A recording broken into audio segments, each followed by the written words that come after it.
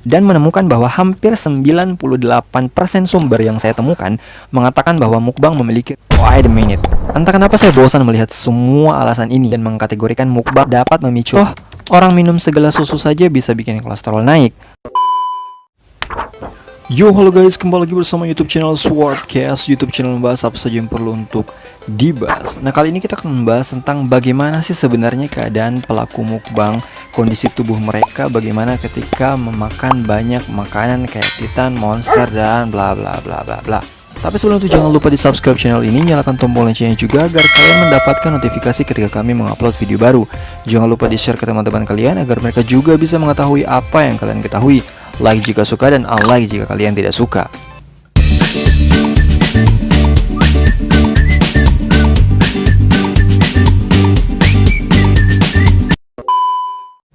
Episode kali ini saya akan fokus membahas apa sih sebenarnya yang terjadi pada pelaku mukbang. Makan sebanyak itu tapi bisa enteng-enteng aja. Padahal ada yang hanya minum air putih saja berat badannya langsung naik. Mukbang adalah salah satu tren yang menjadi booming akhir-akhir ini di sosial media.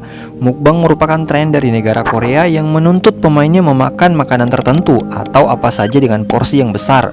Kasarnya sih makan secara membabi buta. Mukbang sendiri berasal dari bahasa Korea, yaitu mukda yang artinya makan dan bangsong yang artinya menyiarkan. Awalnya kegiatan mukbang bertujuan untuk menawarkan pengalaman makan bareng untuk para jomblokers, walau hanya lewat layar kaca. Namun semakin kesini, mukbang banyak digunakan sebagai terapi untuk meningkatkan nafsu makan seseorang atau sebagai pelampiasan rasa penasaran mereka. Ini tidak untuk ditiru ya guys. Pertanyaannya, sebenarnya mukbang itu gimana sih?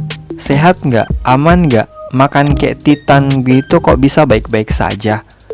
Nah, saya sempat searching jawabannya di beberapa sumber dan menemukan bahwa hampir 98% sumber yang saya temukan mengatakan bahwa mukbang memiliki risiko gangguan kesehatan seperti binge eating, obesitas, kolesterol, hipertensi, gangguan pencernaan. Menurut jurnal Nutrition, Metabolism and Cardiovascular Disease, tren tersebut bisa menyebabkan kolesterol dalam jumlah yang tinggi, bisa memicu terserang hipertensi alias tekanan darah tinggi, apalagi untuk orang yang telah berusia lanjut.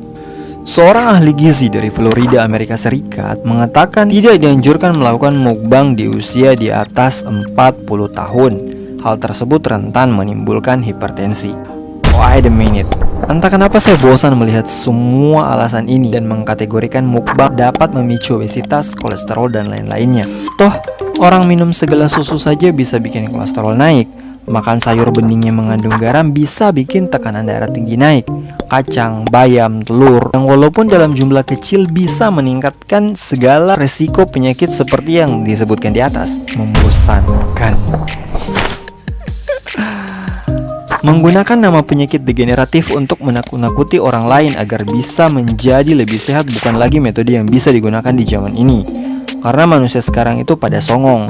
Mentang-mentang mereka belum pernah merasakan apa itu hipertensi, diabetes, kolesterol, dan lainnya. Makanya agak susah jika meminta mereka berhalusinasi bagaimana rasa si penyakit-penyakit itu. Feel-nya mereka gak akan dapat. Tapi bukan berarti kalian pasang badan pada penyakit-penyakit tersebut. Segala sesuatu pasti ada resikonya, dan segala resiko kalian akan pertanggungjawabkan masing-masing. Makan 1 sendok gulai kambing bisa picu kolesterol. Makan semangkuk gulai kambing juga bisa picu kolesterol. Intinya, semua bisa terjadi karena memang yang dimakan adalah pemicunya. Bukan soal jumlah, tapi soal objeknya. Kembali ke topik, mukbang aman atau tidak? Seperti yang saya katakan sebelumnya, semua punya resiko jika yang didekati adalah memang betul-betul pemicu dari penyakitnya. Logikanya, jika kita mengkonsumsi dalam jumlah sedikit saja bisa terkena dampaknya. Apalagi makan secara membabi buta seperti mukbang. Tentu saja, semua yang berlebihan pasti hasilnya nggak akan bagus. Dan saya membenarkan tren mukbang adalah hal yang patut diwaspadai, terutama untuk orang-orang yang memiliki sistem metabolisme tubuh yang kurang bagus. Simpelnya gini, masing-masing orang punya respon yang berbeda-beda pada makanan yang sama. Ada yang tubuhnya bisa atasi kolesterol yang tinggi, namun ada yang tubuhnya langsung drop down ketika kolesterolnya tinggi. Prinsip ini juga bisa dipakai untuk menjelaskan mengapa ada orang yang mempunyai tekanan darah 140/100 langsung pusing sempoyongan. Namun ada yang sampai 200/140 tapi nggak rasa apa-apa sama sekali. Nah, karena tidak ada yang tahu kemampuan tubuh masing-masing, makanya cari aman aja. Hindari semua pemicunya, karena percayalah, jika dampak itu bukan kamu yang dapat hari ini, berarti dampak itu akan terwariskan pada anak cucumu yang membawa gen rusak akibat perilaku burukmu dalam hal makanan. Ada dua hal yang tertarik saya bahas dari dampak kebiasaan mukbang, yaitu gangguan pencernaan dan binge eating. Gangguan pencernaan ada banyak jenisnya. Sakit perut, mules, diare, ma adalah salah satu contoh gangguan pencernaan. Sedangkan binge eating adalah perubahan perilaku seseorang ingin makan secara terus-menerus dan tak pernah merasa kenyang. Nah, kenapa hal ini bisa terjadi? Ada dua hal yang akan saya sampaikan. Yang pertama, kapasitas lambung. Menurut buku Hold Biology, Visualizing Life, saat perut dalam keadaan kosong, volume lambung sekitar 0,08 kg. Sedangkan jika perut dalam keadaan penuh, bisa menampung sampai 4 kg makanan. Namun rata-rata kemampuan perut manusia hanya bisa menampung 1 kg makanan dan 1,5 liter cairan. Lantas bagaimana mungkin ada manusia yang mampu makan porsi yang melebihi 4 kg makanan? Itulah Maha Kuasa Tuhan. Tubuh manusia adalah teknologi paling canggih di jagat raya ini. Setiap sel manusia mampu melewati batas dari masing-masing mereka. Yang terjadi pada orang yang berhasil makan banyak karena lambungnya telah beradaptasi dengan kebiasaan pemiliknya, sehingga bisa menjadi elastis dan meningkatkan volumenya di luar dari batas seharusnya. Tapi, dalam rongga tubuh manusia bukan hanya ada lambung, ada juga organ-organ lainnya yang ikut mengontrak di dalam sana.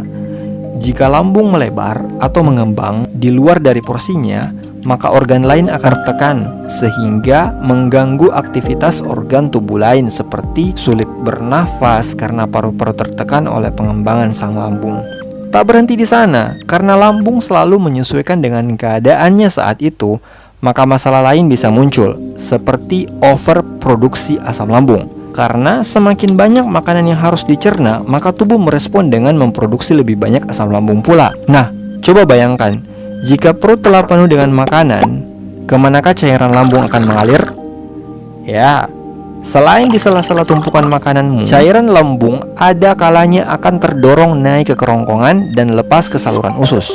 Bayangkan, jika si asam lambung yang memiliki tingkat keasaman tinggi yang mampu melelehkan makanan, kemudian dia terdorong keluar dari lambung, naik ke saluran di atasnya lambung, yang alhasil dada akan terasa sangat panas. Lantas bagaimana jika asam lambung itu masuk ke dalam saluran pernapasan dan melukai paru-parumu? Imajinasikan sendiri. Tak berhenti sampai di situ. Makan banyak bisa menyebabkan proses penghancuran makanan tidak maksimal, sehingga penyerapan vitamin, mineral, zat besi, dan makro-mikromolekul dalam makanan bisa terganggu. Bagaimana nggak terganggu?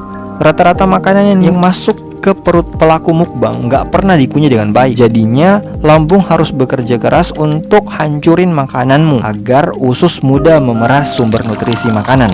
Kalau nggak kayak gitu, artinya kalian makan nasi bakalan keluar nasi juga. Kalau nggak percaya, coba perhatikan konten mukbang. Rata-rata pasti hanya melakukan 3-6 kali kunyahan, lalu kemudian mereka telan. Entah itu karena terbatas durasi konten atau karena memang trik untuk makan banyak seperti itu. Oke, yang kedua, psikologi tubuh. Seperti yang telah saya katakan sebelumnya, tubuh akan selalu menyesuaikan dengan keadaan pemiliknya saat itu. Namun, terkadang kecepatan tubuh beradaptasi akan kalah dengan perubahan drastis yang diterima oleh tubuh itu sendiri. Seperti contoh, ada orang yang membiasakan diri makan saat tengah malam, akan mudah lapar saat tengah malam pula. Walaupun jam 8 malam tadi dia sudah makan, perutnya akan tetap terasa seperti lapar kembali, padahal sebelum kebiasaan makan tengah malamnya dimulai, dia masih bisa bertahan sampai besok pagi. Mengapa demikian? Hal ini terjadi karena tubuh merekam kebiasaan makan di tengah malam, sehingga ketika tengah malam tiba, bagi tubuh akan mengatakan seperti ini, "Wah, sudah jam segini, biasanya ada makanan yang masuk, saya harus siapkan asam lambung lagi dan lagi." Sehingga ketika waktu itu tiba, otomatis asam lambungmu naik di tengah malam dan buat kamu merasa seperti lapar. Lantas kaitannya dengan bag eating apa? Makan banyak yang dilakukan secara terus-menerus akan direkam oleh tubuh sebagai hal yang normal. Ketika kamu makan sedikit, maka tubuhmu akan merespon hal tersebut sebagai sesuatu yang tidak normal dan merasa belum cukup. Itu simpelnya. Sebenarnya masih banyak skenario gangguan pencernaan akibat makan yang melebihi kapasitas, dan masih banyak yang ingin saya sampaikan. Tapi karena durasi, kita lanjutkan di media lain sajalah. Oke, see you next time.